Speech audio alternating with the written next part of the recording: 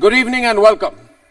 The Congress has gone ballistic today in Parliament because Home Minister Amit Shah said that both Kashmir and the whole country have suffered because of Nehru. Amit Shah said the right thing. He said that Nehru went crying to the United Nations and declared ceasefire when our army had an edge over Pakistan in 1948. It is a completely correct historical fact. Reality is reality. The reality is that Nehru was a man of many blunders. He blundered on everything. I don't know what there is to go ballistic about this. Nehru suffered and he made the country suffer. In fact, it has become a habit of the Congress party to overreact to everything because they don't want to face the truth. This one family, ladies and gentlemen, has made the country suffer so much over so many decades. If we don't speak the truth today, if we don't resolutely start putting the truth out, then we should be prepared to suffer. Amit Shah is completely right, and I compliment Amit Shah for saying it. In fact, as someone with a deep interest in pre-independence and immediate post-independence history, I would go a step further. And I would say that it was because of Nehru and this so-called moderate section of the Congress party. Because of them, the partition of India happened. Because of them, the country got divided. These are the people responsible. These are the people who did everything possible to try and make sure that Bhagat Singh never got his due, that Netaji had to leave the country. In fact, Nehru was so insecure, he was such an insecure man, that even after independence he used to spy apparently on what happened to Netaji, try and follow up on him, delete the records on Netaji. He was a completely complexed man with a deep complex. It is because of Nehru that our independence was delayed. We could have been independent in the 1930s. We had the momentum and the British were on the back foot.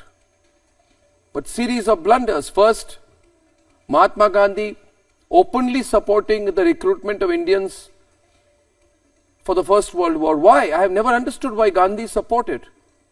As a person who said, I believe in non-violence, why did Gandhi want Indians to participate in acts of violence? Whichever way, whether Gandhi himself during the Boer War or Gandhi effectively recruiting for the British during the First World War, why did he do that? What was the need? These are issues we must come to terms with. And we could have been independent in the 1930s. We had the edge. But for 10 years, endless and failed negotiations with the British.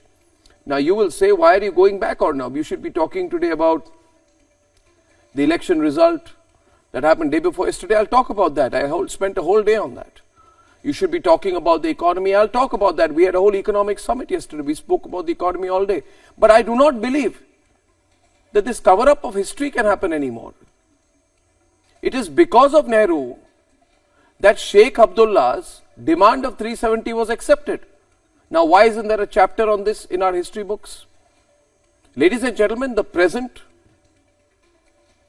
and the future and the past are all linked. If we don't talk about our past realistically, we cannot have the future that we deserve. So we must tell our children, we must tell future generations that it's so terrible that there was a separate flag and symbol for Kashmir.